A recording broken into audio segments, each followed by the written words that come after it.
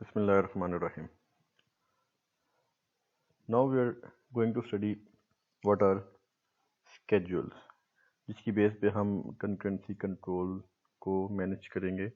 तो उससे पहले हम कुछ टर्म्स हैं उनको देख लेते हैं कि बेसिकली टर्म्स क्या होती हैं, उसके बाद फिर हम सोल्यूशन की तरफ आएंगे। A set of transactions that appears in the system for execution at the same time is known as schedule।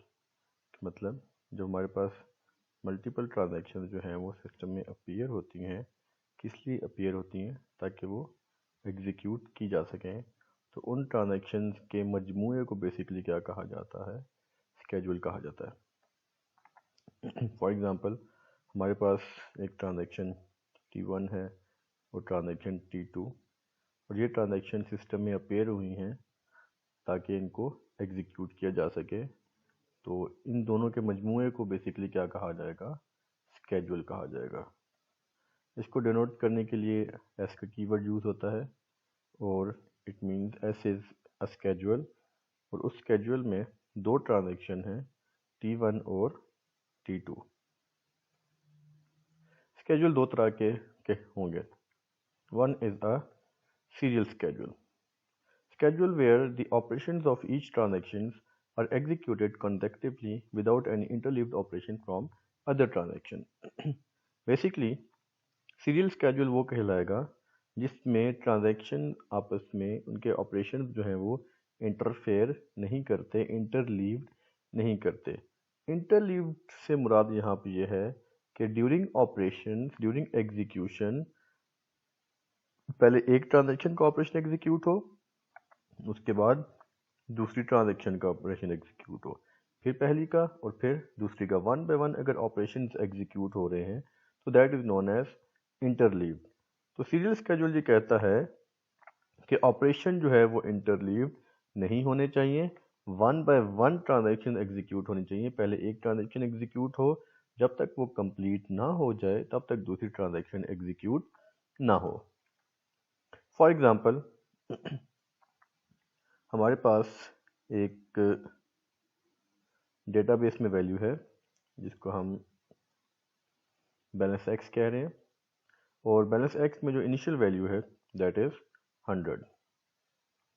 Now we have transaction T1 जिसमें कुछ ऑपरेशंस हैं, और हमारे पास ट्रांजैक्शन T2 जिसमें कुछ ऑपरेशंस हैं।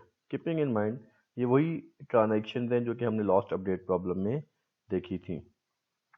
अब हम इस स्केड्यूल में जो कि दो ट्रांजैक्शन हैं, ट्रांजैक्शन T1 और ट्रांजैक्शन T2, इन दो ट्रांजैक्शन को हम एग्जीक्यूट करेंगे as a serial schedule. Serial schedule क्या कहता है कि ट्रांजैक्शन को एग्जीक्यूट करना है वन बाय वन। तो सबसे पहले जो ट्रांजैक्शन एग्जीक्यूट होगी वो बेसिकली उसका फ्लो इस तरह का होगा कि ट्रांजैक्शन T1 के सारे ऑपरेशन वन बाय वन जो है वो क्या होंगे? एग्जीक्यूट होंगे। Begin transaction, read balance X equal to balance X minus 10, write X, and then commit. But in the meanwhile, transaction 2 basically that would wait, जो वो क्या करेगी? वेट करेगी, और ट्रांजैक्शन T1 एग्जीक्यूट होगी without any interference of other transaction.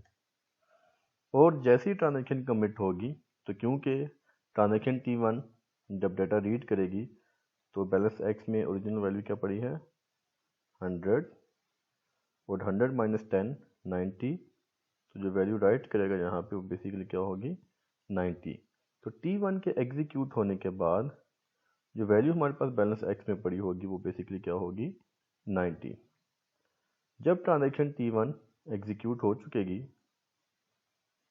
उसके बाद transaction T2 की बारी आएगी।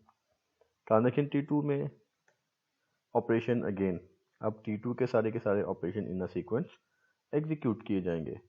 बिगन ट्रांजैक्शन, अब जब यहाँ पे रीड एक्स करेगा तो डेटाबेस की जो न्यू वैल्यू है बैलेंस एक्स दैट इज 90। तो यहाँ पे जो वैल्यू रीड करेगा वो बेसिकली क्या होगी? 90। 90 प्लस 100 190, और जो वैल्यू डेटाबेस में राइट होनी चाहिए वो बेसिकली क्या होगी? 190। और यहाँ पे देखें बैलेंस एक्स की एग्जीक्यूशन करने के बाद जो वैल्यू हमारे पास आई वो बेसिकली क्या है? 190।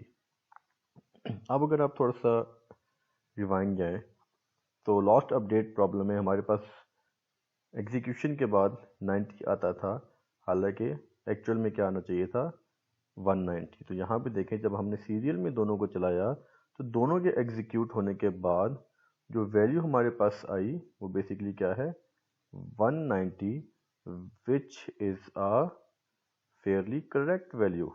इसका मतलब ये हुआ कि जब हमने सीरियल में ट्रांजैक्शन को एग्जीक्यूट किया तो हमारे पास जो रिजल्ट आया वो बिल्कुल करेक्ट रिजल्ट आया,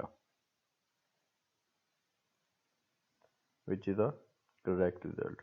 तो this is the beauty of serial schedule कि उसमें जब भी रिजल्ट आएगा वो हमेशा बेसिकली क्या होगा, result will always be correct. This is the important of serial schedule कि जब भी ट्रांजैक्शन को सीरियल में चलाया जाता है आंसर हमेशा क्या आएगा, करेक्ट ही आएगा।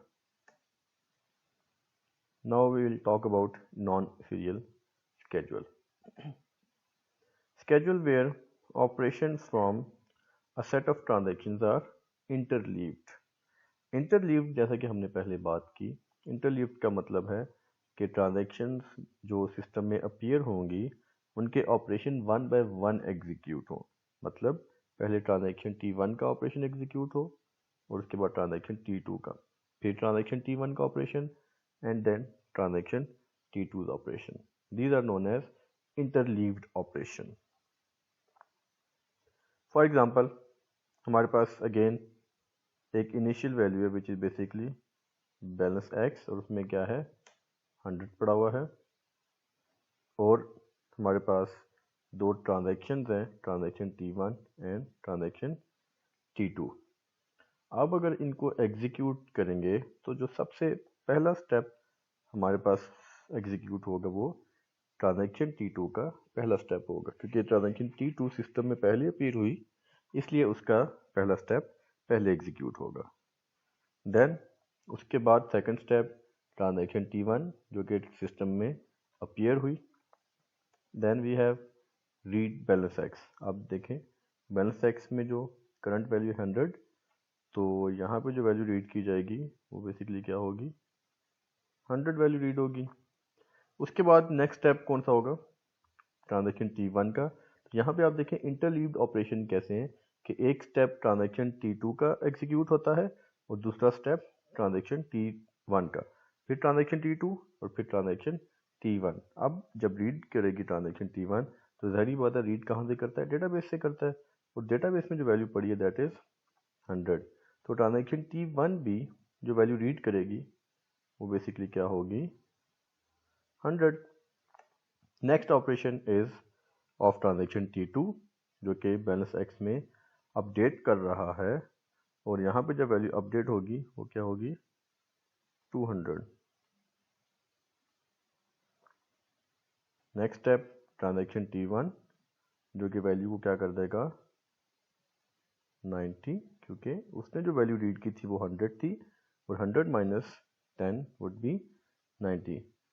अब जब ट्रांजैक्शन T2 डेटा को राइट करेगा तो T2 में बेसिकली क्या वैल्यू है 200, तो अब 100 वैल्यू को अपडेट कर देंगे हम 200 वैल्यू से, क्योंकि ट्रांजैक्शन T2 ने डेटा को राइट किया।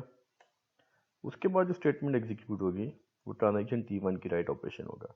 तो ट्रांजैक्शन T1 में बैलेंस एक्स में क्या पड़ा है 90, तो पुरानी वैल्यू ओवर राइट होके नई वैल्यू आ जाएगी विच वुड बी 90 वैल्यू।